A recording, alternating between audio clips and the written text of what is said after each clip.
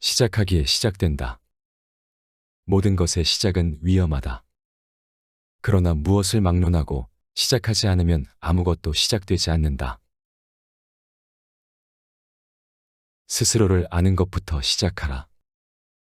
자신에 대하여 얼버무리거나 스스로에게 거짓말을 하며 살지 말라.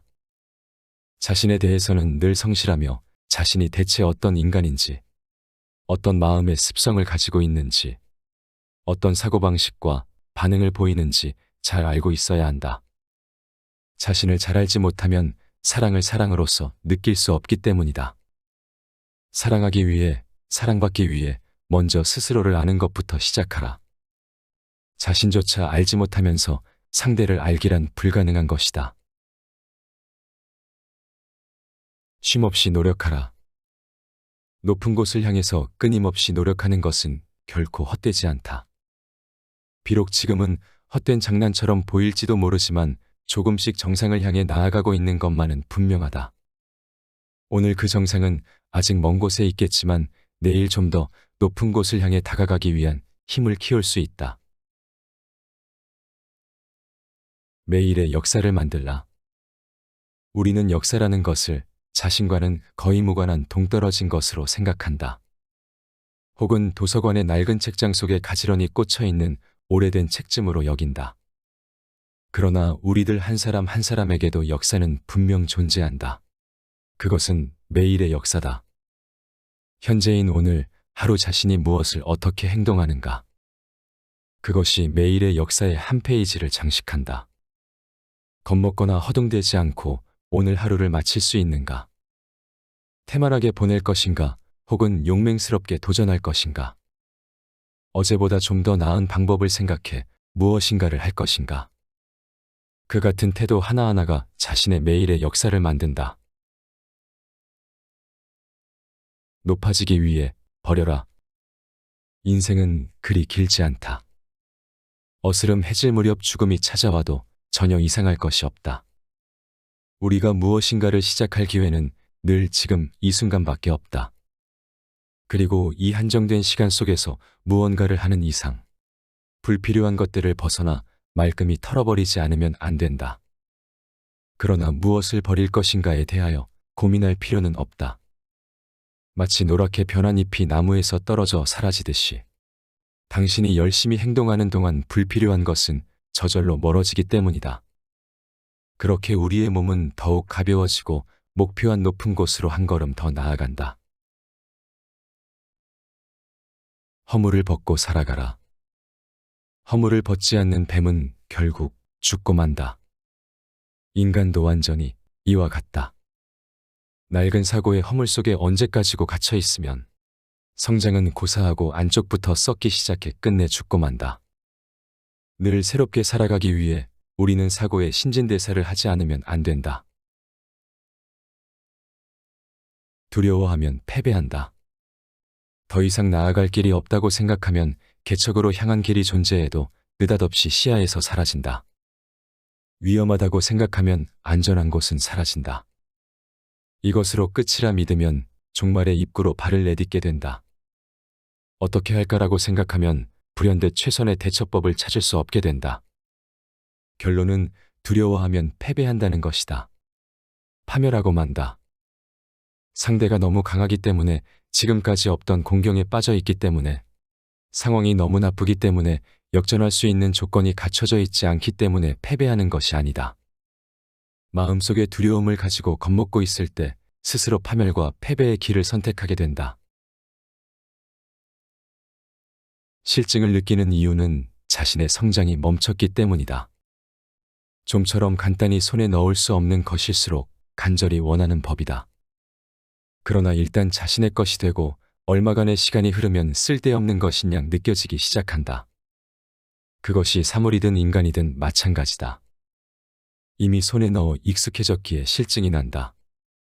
그러나 그것은 자기 자신에게 실증나 있는 것이다. 손에 넣은 것이 자기 안에서 변하지 않기에 질린다. 즉, 대상에 대한 자신의 마음이 변하지 않기 때문에 흥미를 잃는다. 결국 계속해서 성장하지 않는 사람일수록 쉽게 실증을 느낀다. 오히려 인간으로서 끊임없이 성장하는 사람은 계속적으로 변화하기에 똑같은 사물을 가지고 있어도 조금도 실증을 느끼지 않는다. 여우보다 뻔뻔한 것. 포도가 탐스럽게 열려 있다. 여우 한 마리가 그곳을 찾아와 포도를 따려고 한다. 하지만 포도송이는 저 높은 가지에 달려 있어 아무리 높이 뛰어도 닿을 수가 없다. 이윽고 여우는 포도를 따겠다는 생각을 포기하고 저 포도는 어차피 쉬어서 먹지도 못할 게 틀림없어라는 한마디를 남기고 가버린다. 이것은 이솝우화의 32번째 이야기다. 이 우화는 자신의 실패를 인정하지 않고 변명과 억지만을 늘어놓는 행태에 관한 교훈을 담고 있다. 그런데 현실에는 이 같은 여우보다 훨씬 더 교활한 인간이 있다. 그런 인간들은 손을 뻗어 다른 사람들보다 먼저 많이 차지할 수 있었던 포도송이에 대해서도 너무 쉬어서 먹을 수 없었다며 거짓 소문을 낸다. 배울 의지가 있는 사람은 지루함을 느끼지 않는다. 배우고 지식을 쌓고 지식을 다시 교양과 지혜로 넓혀가는 사람은 지루함을 느끼지 않는다. 모든 것이 이전보다 한층 더 흥미로워지기 때문이다. 다른 사람과 같은 것을 보고 들어도 그 사람은 평범한 것에서 교훈이나 단서를 간단히 찾아내고 사고의 틈새를 메울 그 무언가를 발견한다. 결국 그의 나날은 수수께끼 풀이와 진배 없는 지식 획득의 재미로 채색되고 의미 있는 충만함으로 채워진다. 그에게 세계는 마치 식물학자가 정글 속에 있는 것처럼 흥미롭기 그지없는 탐험의 대상이다. 매일이 발견과 탐색으로 가득하기에 지루할 틈이 없다. 앞에서 소개한 내용은 니체의 말에서 일부 내용을 가져왔다. 니체의 글은 짧고 간결하지만 그 여우는 오래간다. 그리고 시련과 고난 앞에서 강인하고 적극적으로 헤쳐나갈 수 있는 힘을 준다. 우리는 인생이라는 귀중한 시간을 흘려보내며 하루하루를 적당히 살아간다. 어떤 가치에 우선순위를 두고 살아야 할지 몰라 타인이나 낡은 관습에서 그 가치를 찾고 순응하며 살아간다. 이런 우리에게 니체는 말한다. 낡은 관습이나 현재에 머무르지 말고 자신만의 목표를 향해 끊임없이 나아가라고.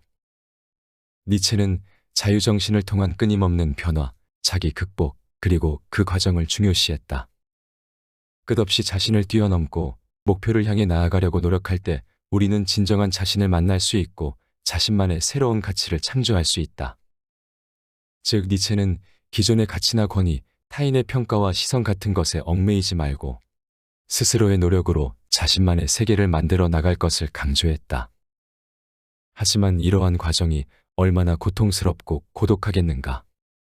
그래서 니체는 이에 대해 말한다.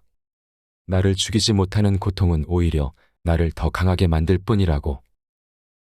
니체는 자기 극복의 의지가 곧 삶의 본질이라고 보았으며 높은 곳을 향해 끊임없이 노력하는 것은 결코 헛된 일이 아니라고 보았다. 허물을 벗지 못한 뱀은 결국 죽고 만다. 우리 또한 낡은 가치라는 허물을 벗지 못하고 스스로 발전하고 변화하지 않으면 안 된다.